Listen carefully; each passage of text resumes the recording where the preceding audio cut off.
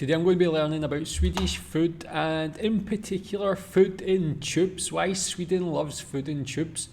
So yeah, I was watching the Zara Larsson video last week and she was talking about the foods that she enjoys from Sweden, and one was the tube of food. Something I've seen mentioned on other videos before, and I know it's like relatively unique. I don't really see it in many other countries or being such a liked thing in any other country. So tell me, why Swedes love food in tubes. What's your favourite one? Let's learn more. Good things that come in tubes: toothpaste, paint, mayonnaise, fish eggs, prawn cheese. What? Mackerel and tomato in a tube? And for those last few, you can thank Sweden. Thanks a lot. In Sweden, it's not uncommon to get your daily sustenance from a tube. It is. Yeah, I mean, see, when you see it pouring out like that, I think it's because in the UK, for example, the only thing we have in tubes like that is non-food products like toothpaste. So we probably just see food in a tube and associate it with toothpaste. Although thinking about it now, I remember some cheese. It was like a cheese thing in a tube that I used to get when I was younger, like on a cracker or something like that. I've not had it for a long time, but that's probably the only thing I can think of. But it's just very not common in the UK for food to be in tubes. I guess when you see it like that, it doesn't look like the most appetising, but that's a huge variety of different things. I never realised there was so many of them. It is something very Swedish, but I think many Swedes don't really realize that it's something unique. My name is Carla Marie Paredes.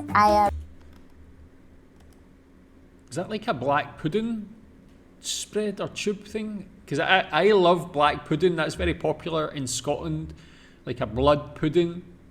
I can't imagine, is it blood pudding and cheese? I mean, even that's just an interesting combination. Yes, I am originally from the Philippines, but I am based in Sweden. I've been in Sweden since 2012. Carla is fascinated by Sweden's food in tubes, so much so that she actually wrote her master's thesis on it.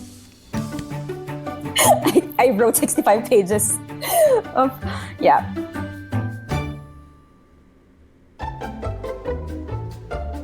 But yeah, if you think about it, is it any different to like a jam or another spread like that, Nutella, something like that? It's just a different packaging, and I guess it's actually quite a good packaging in that you can just squeeze quite accurately how much you need or what you want, rather than taking like a big spoonful or knifeful or something like that. It's quite a efficient way to spread or to get the food out. So some of these products you can use on a sandwich. These are caviar and the spreadable cheese and pâtés. You have another category which is more for dressings and condiments, mayonnaise or like hamburger dressing. And then you also have purees like tomato puree, which you can use for cooking. But for the most popular way to eat food from a tube, you need your bread, cracker, or as the Swedes call it, knäckebröd. Perfect. Now you need a topping. What about the king of food tubes? Kalles caviar. It's made from salted or smoked cod roe. Or what about a cheese in a tube? Bacon cheese, shrimp and crayfish cheese, blue cheese with pear? Yeah, there's a lot. You would definitely also find this, in Denmark, in Norway, in Finland, in Germany. But I'm not sure if it's as big in those countries as here in Sweden.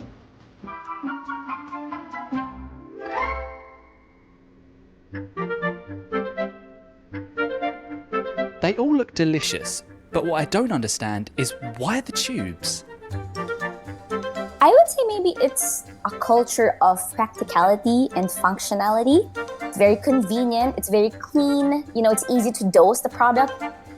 All Swedes kind of have their own way of emptying it as much as they can. Yeah, what's your way of emptying it? This looks quite clever to do. I've did similar things with toothpaste, trying to get that last little bit of toothpaste out the tube, but yeah, when you actually think about it, it is a better way in that it seems quite hygienic as well. Like sometimes when you're getting, say, jam or something like that in Nutella, and you're like, it's open, it's exposed. So every time you open the jar, like it's exposed to like different things.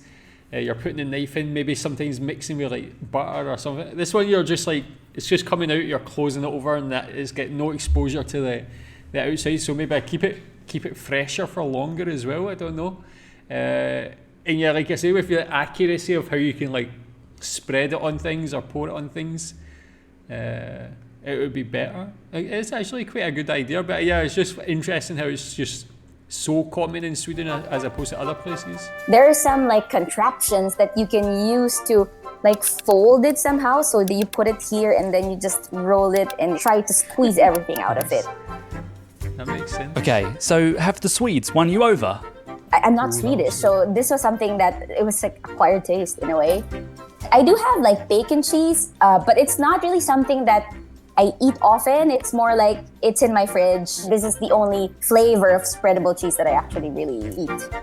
You know what? I think if anything can get me into food tubes, it's probably bacon.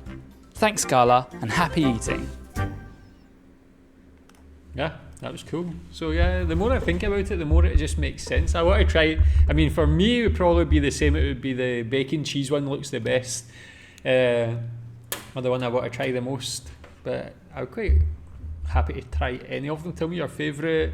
Have you got any of those contraptions for like squeezing the every last drop of the spread out? Clever.